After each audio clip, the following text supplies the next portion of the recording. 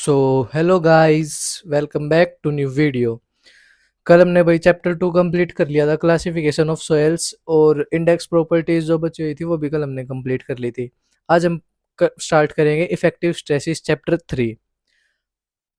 इसमें हम क्या पढ़ रहे हैं कि ये हम सबसे पहले कि ये हम चैप्टर पढ़ ही क्यों रहे हैं। तो जैसे कि कोई सोयल है, सोयल में स्ट्रेसेस डेवलप होते हैं, इस वजह से अब हमको ये स्ट्रेसेस इफेक्टिव स्ट्रेसिस चैप्टर पढ़ना पड़ रहा है। सो मान लो जैसे कि ये ग्राउंड लेवल है और इस ग्राउंड लेवल के कुछ एच मीटर नीचे एक प्लेन है।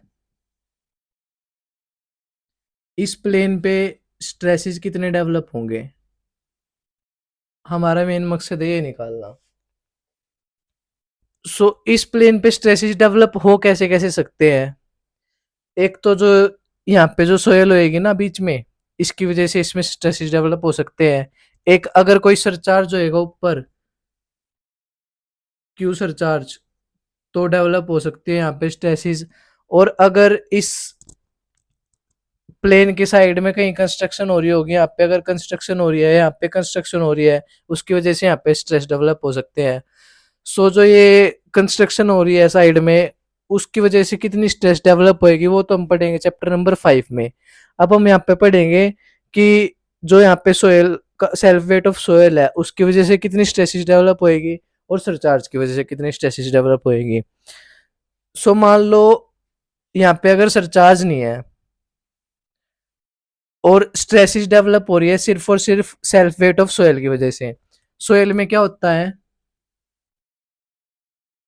सॉलिड्स भी होते हैं, वाटर भी होती है और एयर भी होती है। इन तीनों की वजह से स्ट्रेसिस डेवलप हो रहे हैं। टोटल स्ट्रेस,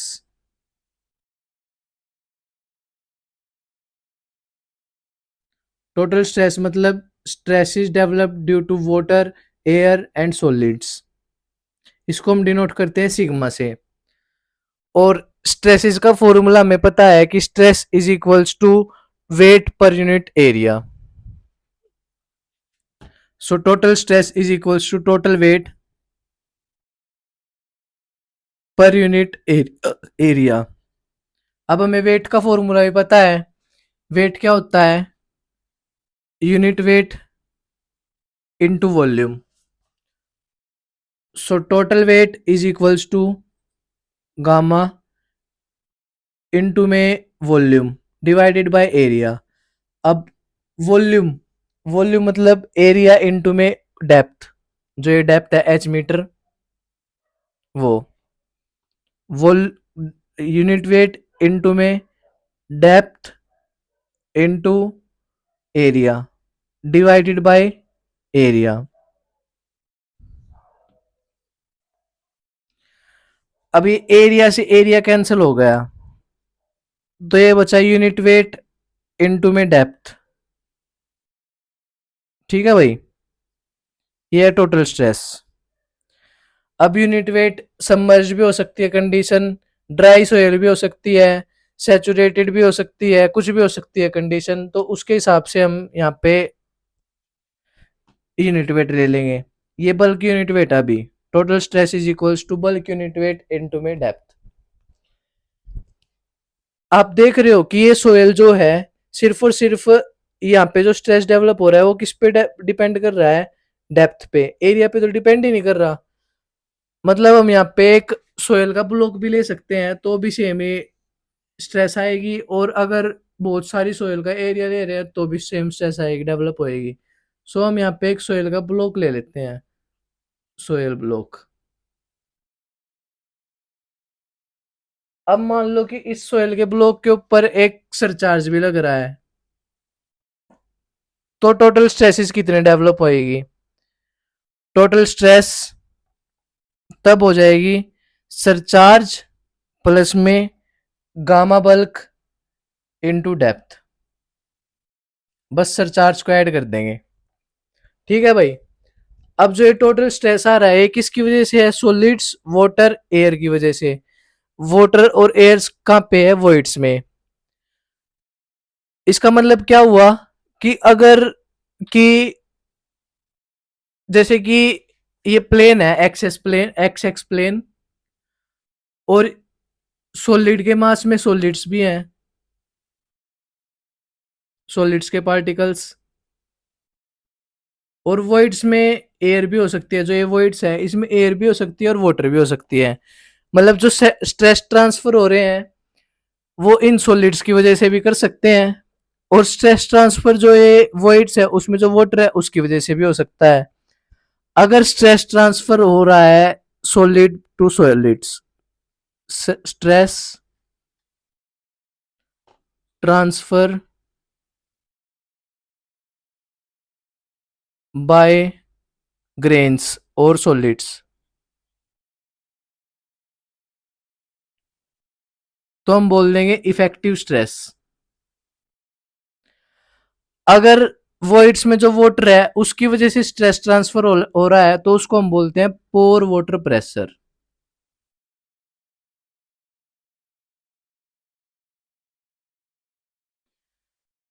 अगर हम निकाल ले कि पोर वाटर प्रेशर क्या है, कि वाटर जो है वॉइड्स में उसकी वजह से स्ट्रेसेस कितने डेवलप होंगे।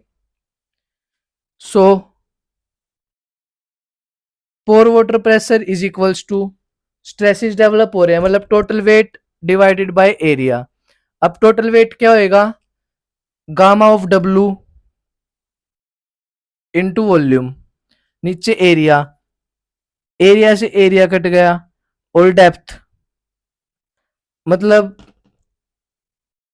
पोर वाटर प्रेशर कितना आ गया, U is equals to gamma डब्लू इनटू में डेप्थ। ठीक है, इसको निकालने का एक और मेथड है भाई, हमें निकालना है पोर वाटर प्रेशर। पोर वाटर प्रेशर कैसे निकाल सकते हैं, हम क्या करते हैं यहाँ पे पीजोमीटर लगा देते हैं, जहां पे भी पोर वाटर प्रेशर निकालना है ना वहीं पीजोमीटर लगा देते हैं। जैसे कि हमें यहाँ पे पोर वाटर प्रेशर निकालना है तो यहाँ पे पीजोमीटर लगा दो, पीजोमीटर लगाया, जितना इसमें वाटर राइज हो रहा है, जैसे कि एच डेप्थ तक वाटर राइज हुआ, पोर वाटर प्रेशर निकाल रहे हैं, गामा डब्लू इनटू में डेप्थ ऑफ वाटर राइज, ऐसे पोर वाटर प्रेशर निकाल सकते हैं। ठीक है भाई, अब हमने टोटल स्ट्रेस भी निकाल दिया, पोर वाटर प्रेशर भी निकाल दिया। अब हम निकाल लेंगे इफेक्टिव स्ट्रेस, मतलब सॉलिड से ट्रांसफर कितना कैसे स्ट्रेस हो रहे हैं वो। अब भाई यहाँ पे सॉलिड्स जो है बहुत सारे सॉलिड्स हो सकते हैं, इनफाइनाइट नंबर ऑफ सॉलिड्स हो सकते हैं, और इनफाइनाइट नंबर ऑफ सॉलिड्स होंगे तो हम मतलब निकालना इम्पॉसिबल है बिल्कुल कि सॉलिड से ट्रांसफर कितना स्ट्रेस हो रहा है। मतलब इफेक्टिव स्ट्रेस को हम, जो इफेक्टिव स्ट्रेस है इसको हम directly does not determined directly, directly निकाल सकते हैं। और टोटल स्ट्रेस क्या होगा, हमने पढ़ा था कि सोयल की वजह से स्ट्रेस कितना लग रहा है, सेल्फ वेट ऑफ सोयल की वजह से, सेल्फ वेट में सॉलिड्स भी थे वाटर भी थे, मतलब total stress is equals to effective stress plus pore water pressure. अब टोटल स्ट्रेस निकाल दिया, पोर वाटर प्रेशर निकाल दिया, इफेक्टिव स्ट्रेस यहां से निकाल देंगे, effective stress is equals to total stress minus pore water pressure. ठीक है भाई, और जो ये पोर इफेक्टिव स्ट्रेस होता है ना, कंसोलिडेशन भी इस पे डिपेंड करता है। कंसोलिडेशन हम आगे पढ़ेंगे, कंसोलिडेशन क्या होता है। शियर स्ट्रेंथ में भी आता है, शियर स्ट्रेंथ भी इस पे डिपेंड करता है, फंक्शन होता है शियर स्ट्रेंथ भी इसका। जैसे कि शियर स्ट्रेंथ हम निकालते हैं, tau is equals to C plus sigma N bar 10 phi. ठीक है भाई, ये होता है formula. So sigma N bar मतलब कि normal effective stress, effective stress आ रहा है, सो इफेक्टिव स्ट्रेस इंपॉर्टेंट है। Total stress pore water pressure से ज्यादा इंपॉर्टेंट क्या है, इफेक्टिव स्ट्रेस। और जो ये पोर वाटर प्रेशर है इसको हम न्यूट्रल स्ट्रेस भी बोलते हैं।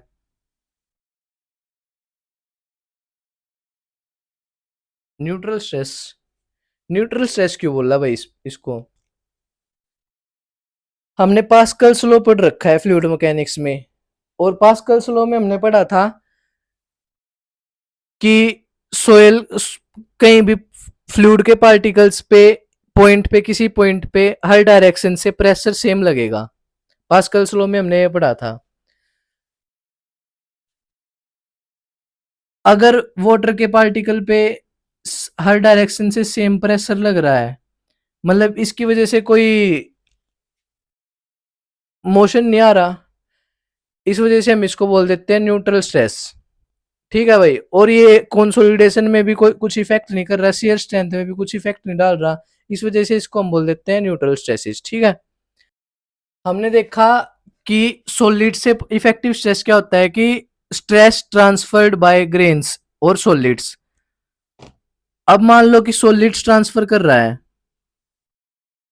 ये सॉलिड्स है भाई,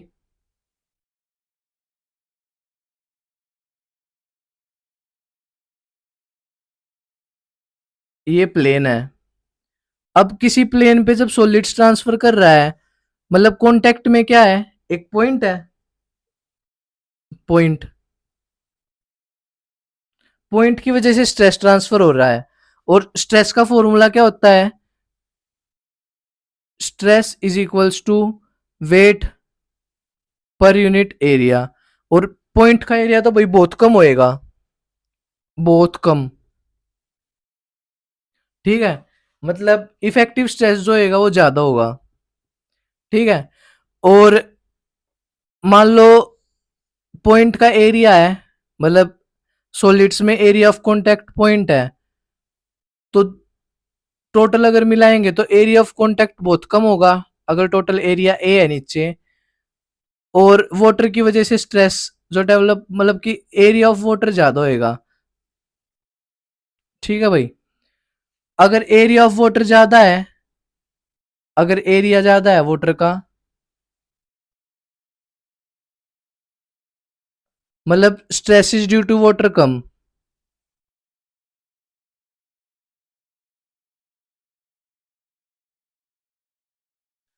अगर क्वेश्चन में आ जाए ऑब्जेक्टिव में कि जो इफेक्टिव स्ट्रेस है वो हम निकाल क्यों नहीं सकते, कॉन्टेक्ट पॉइंट है और पॉइंट के थ्रू स्ट्रेसेस ट्रांसफर हो रहे हैं।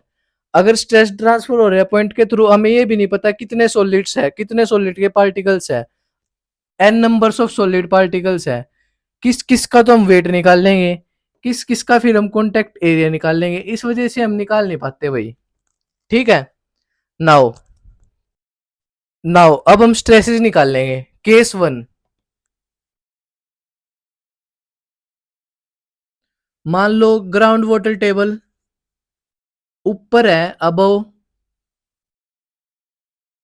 द ग्राउंड लेवल, मतलब हम लेक की, ओशियन की, इनकी बात कर रहे हैं। ए पॉइंट, यहाँ पे ग्राउंड वाटर टेबल है, इससे हम पानी को डिनोट करते हैं उल्टे ट्रायंगल से। ठीक है भाई, और मान लो कि यहाँ पे कहीं ग्राउंड लेवल है, ग्राउंड लेवल, इसको हम मान लेते हैं बी पॉइंट, और इसको मान लेते हैं सी पॉइंट। यहाँ पे हमें इफेक्टिव स्ट्रेस, टोटल स्ट्रेस और पोर वाटर प्रेशर निकालना है। ठीक है, सो एज्यूम कि ये हाइट है एच और ये हाइट है H1 डेप्थ। ठीक है, सबसे पहले हम निकाल लेंगे total stress. Total stress at point A point पे निकाल लेंगे। हम ए पॉइंट पे उंगली रखेंगे और देखेंगे ऊपर क्या है, ऊपर कुछ नहीं है, ऊपर कुछ नहीं है तो zero. Now total stress at point B, b point पे उंगली रखेंगे, ऊपर देखेंगे, ऊपर क्या है, पानी है, पानी मतलब गामा डब्लू। ठीक है, और किस हाइट तक है, एच हाइट तक। उसके बाद total stress at point C point पे उंगली रखेंगे और ऊपर देखेंगे, ऊपर क्या है, सोयल है और पानी है। यहाँ पे सोयल कैसी है, सैचुरेटेड है। ठीक है, so gamma saturated into H1 plus gamma W into H. ठीक है भाई। उसके बाद हम निकाल लेंगे पोर वाटर प्रेशर। अब पहले इसका डायग्राम बना लेते हैं। टोटल स्ट्रेस का डायग्राम बना रहे हैं। ए पॉइंट पे टोटल स्ट्रेस 0 है। उसके बाद बी पॉइंट पे टोटल स्ट्रेस है गामा डब्ल्यू एच। मान लो कि बी पॉइंट ए यहां आ गया, ये हो गया गामा डब्ल्यू एच। अब है gamma saturated H1 plus gamma W H.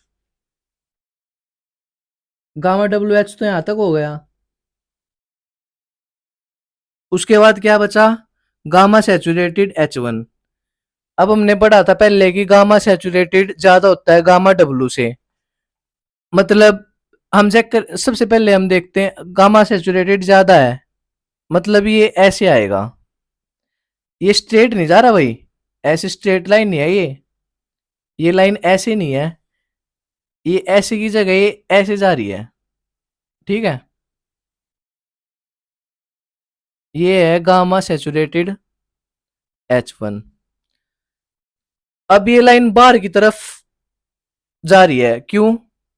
क्योंकि गामा सैचुरेटेड ज्यादा होता है गामा डब्ल्यू से। और हम देखेंगे स्लोप, यहाँ पे स्लोप क्या है, जैसे कि यहाँ H है और ये H1 है।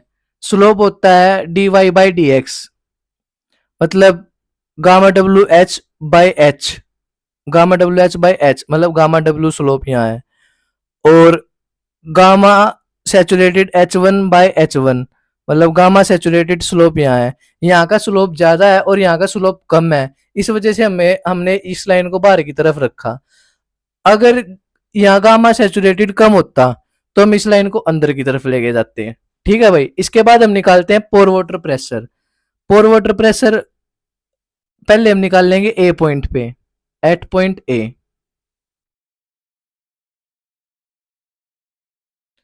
ए पॉइंट पे उंगली रखेंगे, ऊपर देखेंगे, यहाँ पे पीजोमीटर लगाया, पीजोमीटर लगा के देख रहे हैं वाटर कितना राइज कर रहा है। ऊपर कुछ है नहीं तो वाटर राइज नहीं करेगा, सो 0। ठीक है भाई। उसके बाद हम देखेंगे एट पॉइंट बी, यहां उंगली रखेंगे, फिर पीजोमीटर लगा रखा है, देखेंगे वाटर कहां तक राइज करेगा। वाटर राइज करेगा जहां तक वाटर प्रेजेंट है। वाटर राइज कहां तक कर रहा है, मतलब एच तक। जैसे कि यहाँ पे पीजोमीटर लगा दिया, ये पीजोमीटर हो गया और यहां तक राइज कर रहा है। So gamma W H. उसके बाद एट पॉइंट सी, पीजोमीटर यहां लगाएंगे और चेक करेंगे कहां तक राइज कर रहा है। पानी यहां तक राइज करेगा और पानी यहां तक राइज कर रहा है, मतलब gamma W H plus H1। अब हम इसका डायग्राम बना देंगे भाई।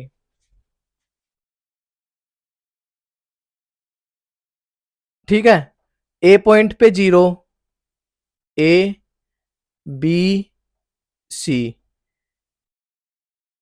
ए पॉइंट इस पे 0।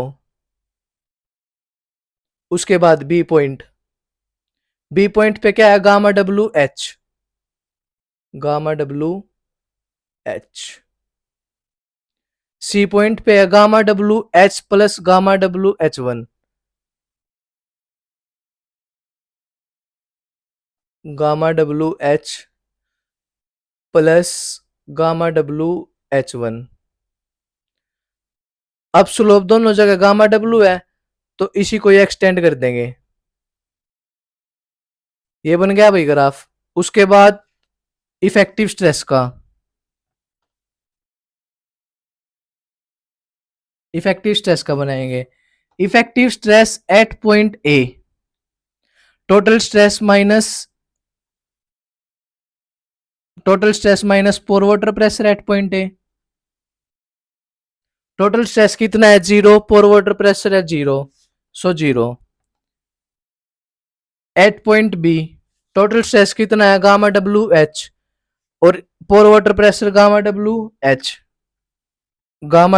H minus gamma W H 0 at C point total stress gamma W H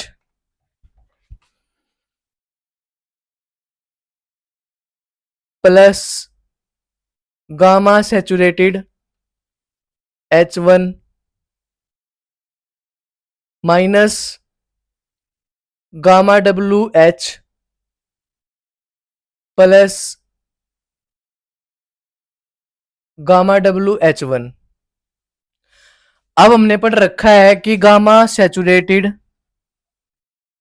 minus gamma water होता है गामा सबमर्ज्ड। ये हमने चैप्टर 1 में पढ़ा था, फर्स्ट वीडियो में पढ़ा था ये हमने।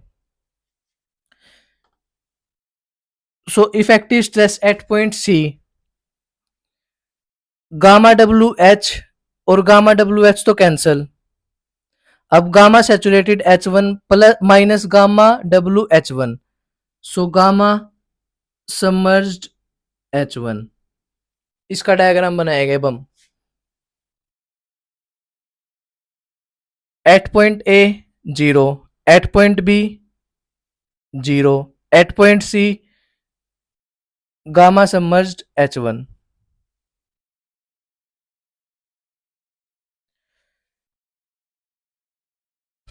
इसको नोट कर लो भाई।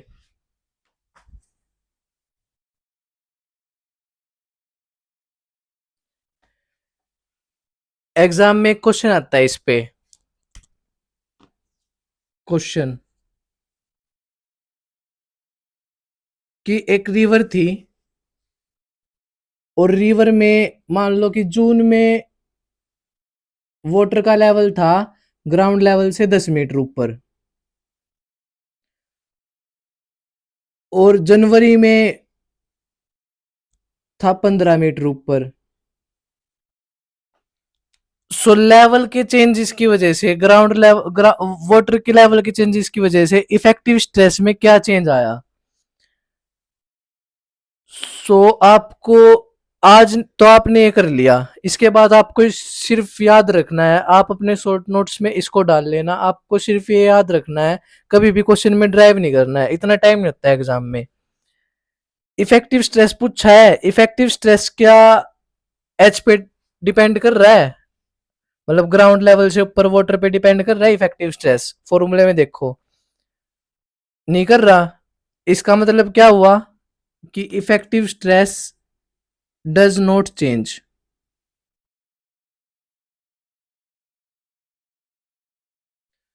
ठीक है, उसके बाद केस 2 देखते हैं भाई। केस 2, मान लो कि ground level is above the ground water table. ये है भाई केस 2।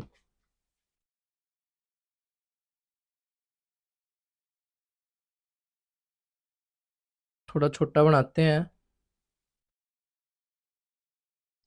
यहाँ ग्राउंड लेवल हो गया पॉइंट ए, ये मान लो ग्राउंड वाटर टेबल हो गया पॉइंट बी,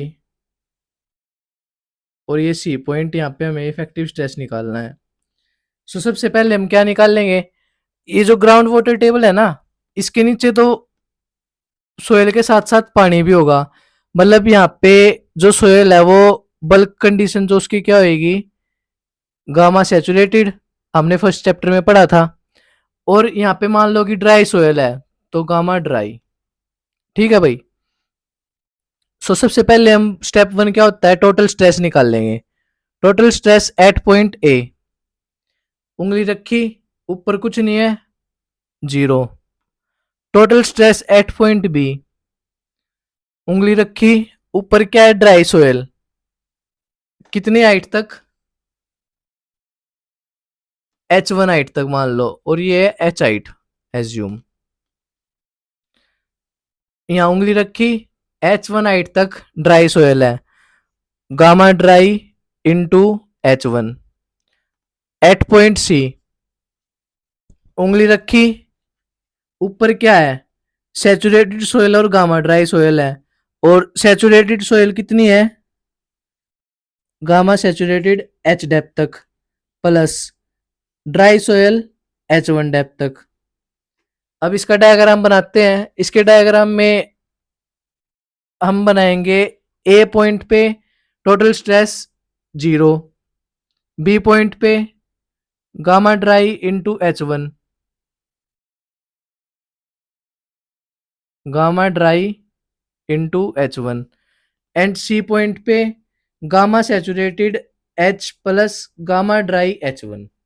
ठीक है भाई, गामा ड्राई H।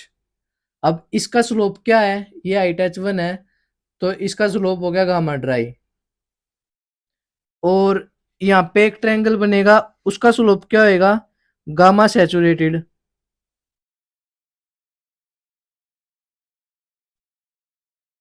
ठीक है भाई, गामा सेट हमने पढ़ा था पहले। हमने पढ़ा था कि साइंस को, सैटरडे को कंप्लीट कर लूंगा, बल्क में पूरा पढ़ लूंगा तो एक सब्जेक्ट कंप्लीट हो जाएगा। हमने ये चीज पढ़ी थी। मतलब गामा सैचुरेटेड ज्यादा है गामा ड्राई से, सो इसका स्लोप ज्यादा है तो ये ट्रायंगल बाहर की तरफ हो जाएगा। ठीक है भाई, ऐसे।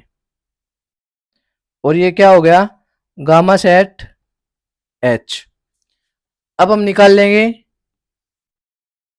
पोर water pressure at point A.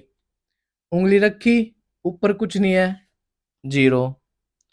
Pour water pressure at point B, उंगली रखी, ऊपर पानी नहीं है, 0। एट पॉइंट सी, उंगली रखने का मतलब पोर वाटर प्रेशर में हम पीजोमीटर लगा रहे हैं। सी पॉइंट पे पीजोमीटर लगाया, पानी का लेवल कहां तक है, यहां तक आएगा पानी का लेवल। ठीक है भाई, क्योंकि ग्राउंड वाटर टेबल यहां तक है। So gamma water into H. ठीक, अब इसका डायग्राम बनाएंगे। At point A 0, at point B 0, at point C gamma water H. उसके बाद इफेक्टिव स्ट्रेस निकाल लेंगे। Effective stress at point A, effective stress का फॉर्मूला क्या होता है, total stress minus pore water pressure. So total stress 0 minus 0 मतलब 0। Effective stress at point B, total stress gamma dry H1 minus 0 मतलब यही बच जाएगा। और effective stress at point C, gamma saturated H plus gamma saturated H, एक second, gamma saturated H plus gamma dry H1 minus gamma W H। अब gamma saturated minus gamma W, gamma submerged, gamma submerged H plus gamma dry H1। अब इसका diagram बनाएंगे। At point A 0, at point B gamma dry H1, at point C gamma submerged H1 H plus gamma dry H1, यहां तक gamma dry H1। अब gamma submerged कम है मतलब अंदर की तरफ स्लोप कम, यहाँ पे स्लोप गामा ड्राई, यहाँ पे स्लोप गामा सबमर्ज्ड। अब स्लोप कम है तो ये अंदर की तरफ आ जाएगी लाइन, गामा सबमर्ज्ड H। ये बन गए भाई डायग्राम। इसके बाद क्वेश्चन आ सकता है एग्जाम में, अगर ये ग्राउंड वाटर टेबल राइज कर रहा है या ग्राउंड वाटर टेबल फॉल कर रहा है तो इफेक्टिव स्ट्रेस पे क्या इफेक्ट पड़ेगा। सो सबसे पहले तो बात ये है कि इफेक्टिव स्ट्रेस पे इफेक्टिव स्ट्रेस पे कुछ इफेक्ट पड़ रहा है या नहीं पड़ रहा है इस ग्राउंड वाटर टेबल की लोकेशन चेंज होने का। देखो भाई, एच पे डिपेंड करता है, H1 पे भी डिपेंड करता है, मतलब इफेक्ट तो पड़ रहा है। अब हम देखेंगे कि इफेक्ट क्या पड़ रहा है। आप खुद भी कर सकते हो, ग्राउंड वाटर टेबल को यहाँ पे ले आना, यहाँ पे करके फिर total stress, pore water pressure, effective stress जैसे जैसे मैंने बताया वैसे ही निकाल देना और चेंज इन इफेक्टिव स्ट्रेस निकाल देना। ठीक है, मैं इसके लिए ट्रिक बताता हूँ याद करने के लिए, क्योंकि ऑब्जेक्टिव में ही क्वेश्चन पूछा जाएगा, और ऑब्जेक्टिव में क्वेश्चन पूछा जाएगा तो कैसे बोल देंगे कि इफेक्टिव स्ट्रेस राइज करेगा फॉल करेगा ग्राउंड वाटर टेबल राइज करने से और फॉल करने से। If ground water table rise, if ground water table rise, rise कर रहा है तो effective stress decrease, and if ground water table fall मतलब इफेक्टिव स्ट्रेस इंक्रीज। ठीक है भाई। Now case third, soil mass, case third, soil mass with some surcharge, with surcharge Q. अब हम सरचार्ज भी लगा देंगे,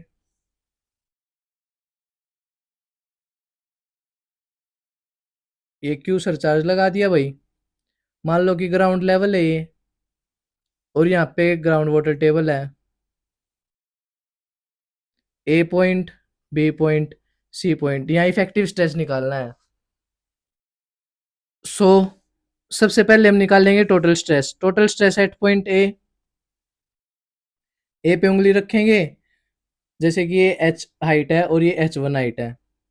टोटल स्ट्रेस के लिए यहाँ पे उंगली रखेंगे, देखेंगे ऊपर क्या है, ऊपर भाई लोड लग रहा है Q. So total stress at point A Q हो गया। उसके बाद एट पॉइंट बी, बी पे आएंगे, ऊपर देखेंगे ड्राई सोयल है तो Q plus gamma dry into H at point C. C पे आएंगे, उंगली रखेंगे, ऊपर देखेंगे ऊपर क्या है, क्यू है, ऊपर गामा ड्राई, ड्राई सोयल भी है एच हाइट तक, ऊपर सैचुरेटेड सोयल भी है एच वन हाइट तक। इसका डायग्राम बना देंगे भाई। At point A effective stress क्या है, क्यू,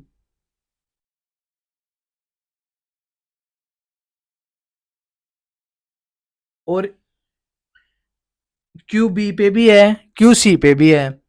सो एक रेक्टेंगल बना दिया इस सरचार्ज ने। इसका मतलब क्या हुआ, क्वेश्चन में अगर पूछे कि सरचार्ज की वजह से डायग्राम कैसा बनता है तो हम बोल देंगे रेक्टेंगल डायग्राम बनता है। At point B total stress gamma dry H, Q plus gamma dry H हो गया बी पॉइंट पे। फिर at point C gamma dry H, Q plus gamma dry H plus gamma saturated H one, और gamma dry कम होता है gamma saturated से, मतलब गामा सैचुरेटेड ज्यादा, स्लोप ज्यादा, तो ये बाहर की तरफ आ जाएगा। इसको थोड़ा छोटा बनाते हैं ताकि तीन डायग्राम भी आ जाए बाकी के।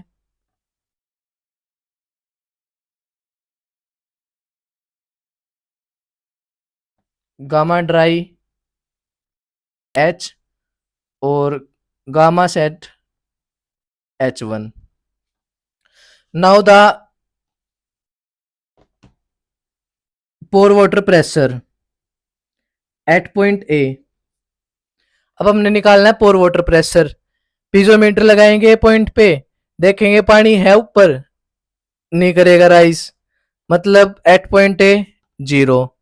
फिर बी पॉइंट पे आएंगे, पीजोमीटर लगाएंगे, पानी राइज नहीं करा क्योंकि पानी ऊपर है नहीं, जीरो। फिर एट पॉइंट सी पे आएंगे, पीजोमीटर लगाएंगे, पानी राइज कर जाएगा एच वन हाइट तक, गामा डब्लू एच वन। इसका डायग्राम बना देंगे। At point A zero, at point B zero, at point C gamma W H one. Now effective stress gamma W H one. Now effective stress at point A Q minus zero 0 at point B Q plus gamma dry H minus 0, मतलब Q plus gamma dry H, Q plus gamma dry effective stress का formula पता है ना, total stress minus pore water pressure. So ये यहां पे आ जाएगा क्या, Q plus gamma dry H plus gamma submerged H1। ठीक है भाई, अब इसका डायग्राम बनाएंगे। एट पॉइंट ए, सॉरी ये क्यू है यहाँ पे, क्यू माइनस 0 क्यू, क्यू तो है सभी जगह। उसके बाद at point B Q plus gamma dry H1, gamma dry H। At point C Q plus gamma dry H, यहां तक गामा ड्राई हो गया। उसके बाद गामा सबमर्ज्ड कम है तो स्लोप अंदर की तरफ, गामा सबमर्ज्ड H1, और ये क्या है, गामा ड्राई H। ये था भाई case third. Now the case fourth, capillary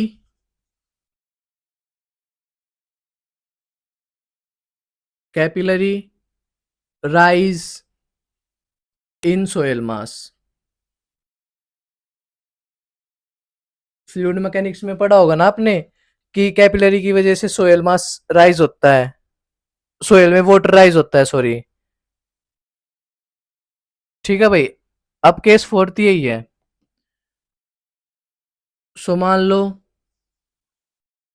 ये ग्राउंड लेवल है, ए पॉइंट, यहाँ बी पॉइंट है, वाटर टेबल, यहाँ पे पानी नहीं है बट कैपिलरी की वजह से पानी राइज हो रहा है। कैपिलरी के वजह से पानी राइज मतलब वॉइड्स में वाटर भी होगा, और वाटर होगा तो हम क्या बोल लेंगे, यहाँ पे कंडीशन अब गामा ड्राई नहीं बची, अब हो गई gamma saturated, gamma saturated condition हो गई। यहाँ पानी है तो सोयल सबमर्ज्ड भी है और सैचुरेटेड भी है, बट हम बल्क में क्या लेते हैं, गामा सेट।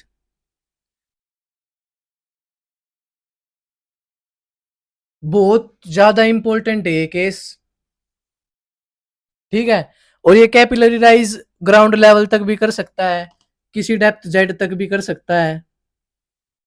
ठीक है भाई, उसके बाद सबसे पहले हम निकाल लेंगे क्या, total stress. Total stress at point ए कितनी होगी, ए पे हाथ रखेंगे, ऊपर देखेंगे कुछ नहीं है।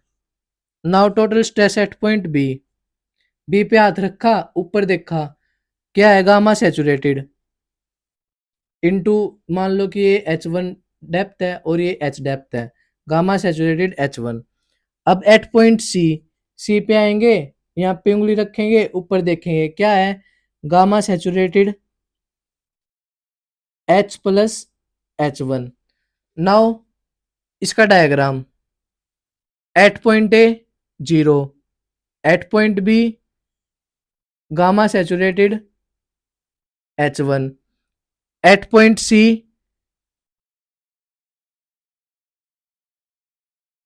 ये गामा सैचुरेटेड H1 हो गया, और ये गामा सैचुरेटेड H।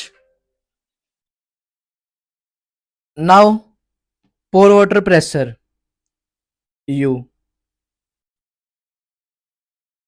पोर वाटर प्रेशर में ही यहाँ पे ट्विस्ट है, और ये ट्विस्ट क्या है,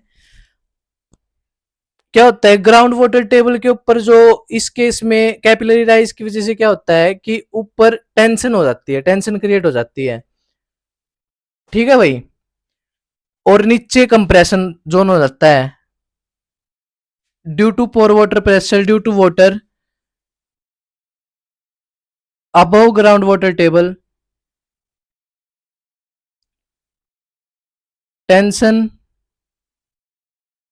zone is occur, and below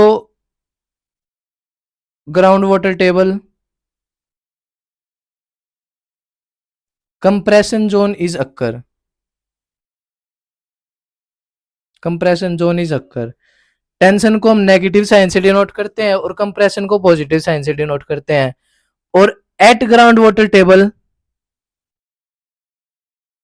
जो पोर वाटर प्रेशर होता है वो 0 होता है। याद रखना भाई इसको कि at ground water table pore water pressure 0 और ऊपर टेंशन जोन अक्कर हो गया और below ground compression zone. So at point A अब क्या होगा, ऊपर टेंशन जोन है मतलब पोर वाटर प्रेशर कितना होगा, ऊपर हाइट है h1 minus gamma w and then at point C minus plus h gamma w and at point B मतलब जहां पे ग्राउंड वाटर टेबल है वहां 0 होएगा। ठीक है भाई, ये ट्विस्ट है इसमें। नाउ हम इसका डायग्राम बनाएंगे। सो ऊपर क्या है, minus H gamma W, minus H gamma W और ग्राउंड वाटर टेबल पे 0 हो गया एंड देन ये राइज होना स्टार्ट हुआ और ये पहुंचा गामा डब्लू h1 तक। यहाँ टेंशन जोन था, ये कंप्रेशन जोन। ठीक है भाई, अगर जेड डेप्थ तक राइज करेगा तो ये टेंशन जोन जेड डेप्थ तक राइज होएगा, जेड डेप्थ तक जाएगा और हम बोल देंगे कि अब मान लो कि ये जेड डेप्थ है तो हम बोल देंगे इसको माइनस जेड गामा डब्लू। ठीक है भाई, और ऊपर ड्राई सोयल होएगी तो हम ऊपर ड्राई सोयल ले लेंगे। ठीक है, मतलब ऊपर ड्राई सोयल है तो टोटल स्ट्रेस क्या होएगा, gamma dry into h1 minus Z. ठीक है, now effective stress, effective stress at point A, total stress minus h1 gamma W, अब 0 minus minus of h1 gamma W क्या हो गया, h1 gamma W. Now total effective stress at point B, gamma saturated h1 minus at point B 0, so gamma saturated h1। Now effective stress at point C, gamma saturated into h plus h1 minus h gamma w, so gamma saturated h plus h1 minus h gamma w। ये क्या हो गया भाई, gamma saturated h minus gamma w h, gamma submerged h plus gamma saturated h1। ठीक है भाई, अभी effective stress का डायग्राम बनाएंगे। At point A 0, at point B gamma saturated h1, gamma saturated h1 at point C, gamma submerged h plus gamma saturated h1। यहां तक तो हो गया गामा सैचुरेटेड h1। अब gamma submerged h, gamma submerged कम है gamma saturated से, मतलब स्लोप कम, अंदर की तरफ लाइन आएगी और ये क्या है, गामा सबमर्ज्ड h। ठीक है भाई, and at point A, sorry at point A क्या है, h1 gamma w, my mistake, sorry.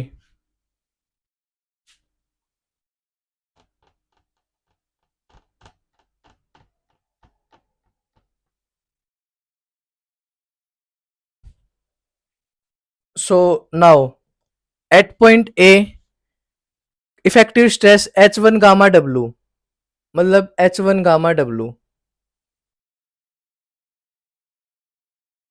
इसका रेक्टेंगल बना दो भाई। अब एट पॉइंट बी हमने पढ़ रखा है कि गामा सबमर्ज्ड क्या होता है, gamma saturated minus gamma W. मतलब यहाँ है गामा सैचुरेटेड H1, इसको हम क्या लिख सकते हैं, gamma submerged H1 plus gamma W H1। So gamma W H1 तो ये हो गया। सो यहाँ पे at point B gamma submerged H1 total कितना हो गया, टोटल गामा सैचुरेटेड H1 के बराबर। ठीक है भाई। At point C gamma submerged H plus gamma saturated H1, इसको भी ऐसे ही लिख सकते हैं, गामा सैचुरेटेड की जगह गामा सबमर्ज्ड H1 लिख सकते हैं। सो सॉरी,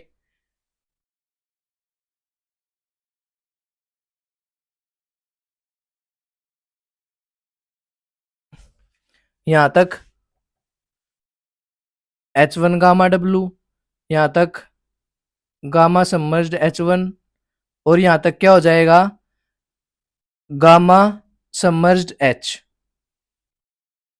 ठीक है भाई। अब एग्जाम्स में क्वेश्चन आता है कि अगर जो ये वाटर है कैपिलरी राइज की जगह अगर हम मान लो कि बारिश की वजह से राइज हो जाए वाटर, तो क्या होएगा, मतलब बारिश की वजह से राइज हो रहा है और कैपिलरी की वजह से राइज नहीं हो रहा, मतलब वाटर टेबल अब कहां पे पहुंच गई, ऊपर। ठीक है, वाटर टेबल ऊपर पहुंच रही है, कैपिलरी की वजह से राइज नहीं हो रहा, तो ये सब कुछ नहीं होगा यहाँ पे। ठीक है भाई। और अगर ऐसा कुछ नहीं हुआ तो pore water pressure at point A कितना हो जाएगा, 0। Pore water pressure at point B कितना हो जाएगा, gamma W H1। And pore water pressure at point C कितना हो जाएगा, gamma W H1 plus H।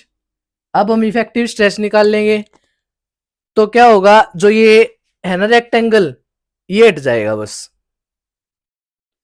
इसका मतलब क्या हुआ कि capillary increase the effective stress. ठीक है। एग्जाम में क्वेश्चन आ सकता है कि is capillary increase water effective stress और डिक्रीज इफेक्टिव स्ट्रेस और does not change effective stress.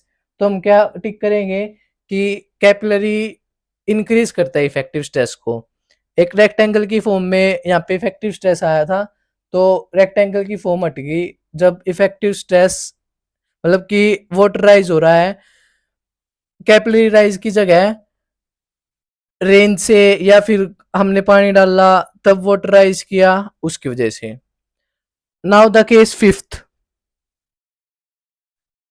Fifth case क्या है कि ग्राउंड वाटर टेबल और ग्राउंड लेवल एक ही जगह है और सरचार्ज अप्लाई हो रहा है। ठीक है भाई। अब हम इस पे सरचार्ज भी अप्लाई कर रहे हैं।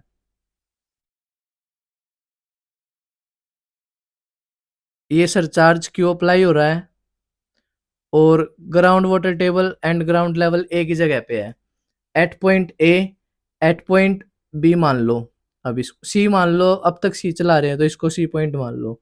ठीक है भाई। अब हम इसको, यहाँ पे सोयल है, इस कंसेप्ट को हम समझेंगे एक स्प्रिंग एनालॉगी से।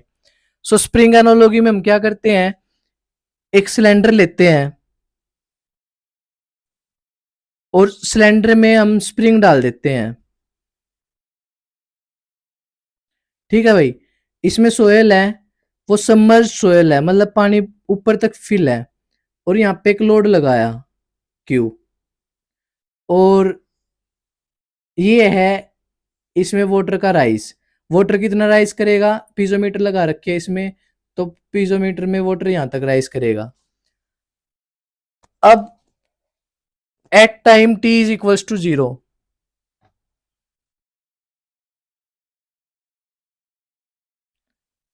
मतलब एक स्प्रिंग एनालॉगी थी, एक सिलेंडर था, सिलेंडर के अंदर सोयल थी सैचुरेटेड और सबमर्ज सोयल, उस पे हम क्यू लोड लगा रहे थे। अब क्यू लोड जैसे ही लगाया टाइम 0 पे, इज दिस स्प्रिंग सेटल, क्या ये स्प्रिंग कंप्रेस होएगा, सेटल होएगा? क्या ये स्प्रिंग ऐसे कंप्रेस होएगा? सो लोड लगाते ही तो नहीं होएगा, इसके लिए भी कुछ 0.1 फ्रैक्शन सेकंड चाहिए, 2 सेकंड चाहिए, 3 सेकंड चाहिए, कुछ तो सेकंड चाहिए होगी इसको। मतलब at time t is equals to 0 spring does not settle. p is equals to K X होता है, स्प्रिंग की इक्वेशन होती है ये। तो सेटलमेंट डिस्प्लेसमेंट 0 है, मतलब p 0, मतलब फोर्स जो ये क्यू लोड लग रहा है, ये लोड स्प्रिंग नहीं रेजिस्ट कर रहा है, इसमें जो वाटर है ना वो रेजिस्ट कर रही है। और अगर वाटर इसको रेजिस्ट करेगी तो मतलब क्या होगा कि वाटर लेवल राइज होगा। और इस राइज इन वाटर लेवल को हम बोल देते हैं access pore water pressure.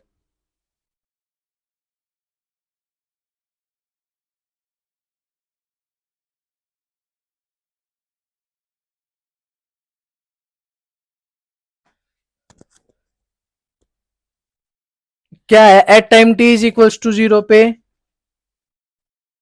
All load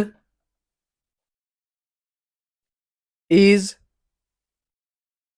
resisted by water present in voids.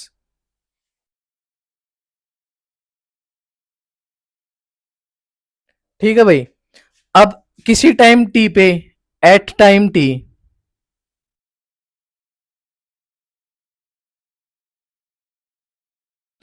और एक और बात, जो ये सिलेंडर है ना, ये पोरस सिलेंडर है, मतलब इसमें होल्स हैं, ठीक है, जिससे पानी बाहर निकलेगा, लोड लगाएंगे तो पानी बाहर निकलेगा।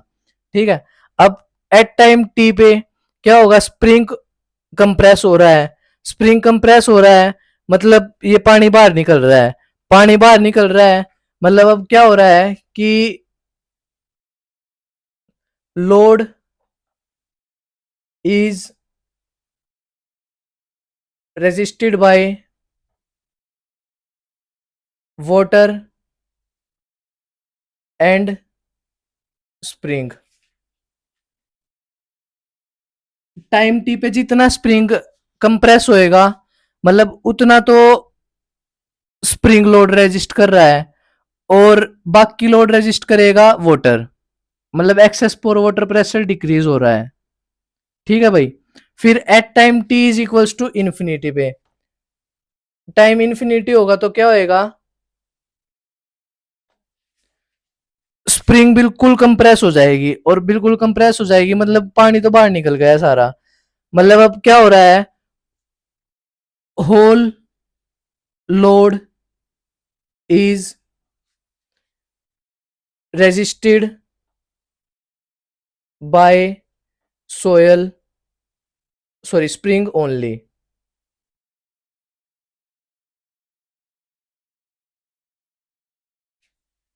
ऐसे ही जो ये स्प्रिंग है ना, ये तो डिनोट कर रहा है किसको, सॉलिड्स को, मतलब सॉलिड्स की वजह से जो स्ट्रेस ट्रांसफर हो रहा है, या फिर सॉलिड जितना स्ट्रेस को रेजिस्ट कर रहे हैं। और जो ये वाटर रेजिस्ट कर रहा था वो डिनोट कर रहा था वॉइड्स में जो पानी है उसको। ठीक है भाई। मतलब क्या हुआ कि at time T is equals to infinity पे एक्सेस पोर वाटर प्रेशर, पानी तो निकल गया, मतलब एक्सेस पोर वाटर प्रेशर को हम यू आई से डिनोट करते हैं। तो at time T is equals to infinity पे U I is equals to 0 हो गया। ठीक है भाई। सो यहां से हमें क्या पता लगता है,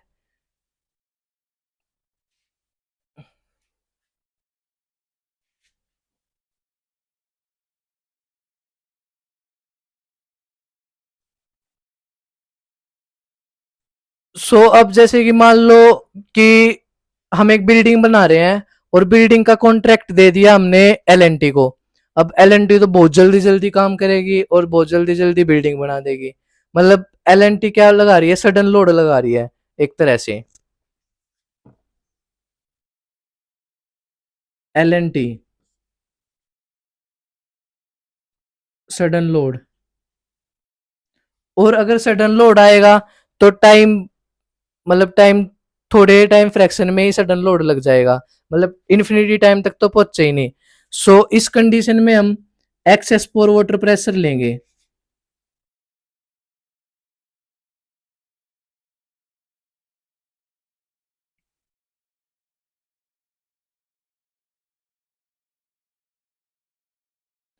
अगर वही बिल्डिंग पीडब्ल्यूडी बनाएगी, सीपीडब्ल्यूडी बनाएगी, तो भाई वो तो बहुत आराम से काम करती है।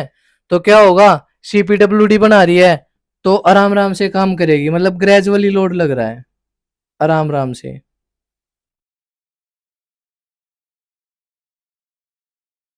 और ग्रेजुअली लोड लगेगा मतलब इन्फिनिटी तक पहुंच जाएगा, मतलब पानी सारा बाहर निकल जाएगा। सो अब इस केस में हम एक्सेस पोर वाटर प्रेशर नहीं लेंगे।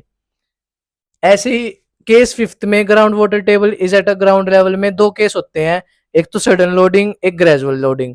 अगर सडन लोडिंग होगी तो हम एक्सेस पोर वाटर प्रेशर को भी लेंगे, और अगर सडन लोडिंग नहीं होगी, ग्रेजुअल लोडिंग होगी, तो हम एक्सेस पोर वाटर प्रेशर को जीरो लेंगे। मतलब जैसे कि पहले हम टोटल स्ट्रेस निकाल रहे थे और पोर वाटर प्रेशर निकाल रहे थे, अब पोर वाटर प्रेशर जो होगा उसमें यू आई भी ऐड करेंगे, U I plus U, pore water pressure. ठीक है भाई, बस। और फिगर जैसे मैंने स्टेप बाय स्टेप बताई थी वैसे ही फिगर बना देंगे। अगर ये 15 नंबर में क्वेश्चन आ गया तो फिगर वगैरह हमें सब कुछ बनानी पड़ेगी। आपके सेमेस्टर एग्जाम में भी आ सकता है और ईएससी मेंस में भी आ सकता है कि अगर ground water table is at a ground level है और सडन लोडिंग लग रही है तो क्या होएगा इफेक्ट, अगर ग्रेजुअली लोडिंग लग रही है तो क्या होएगा इफेक्ट। तो हम ऐसे कर देंगे। सो ये था भाई chapter number third, effective stress. अगर आपको अच्छी लगी हो वीडियो तो लाइक करना, शेयर करना, सब्सक्राइब करना। Thank you.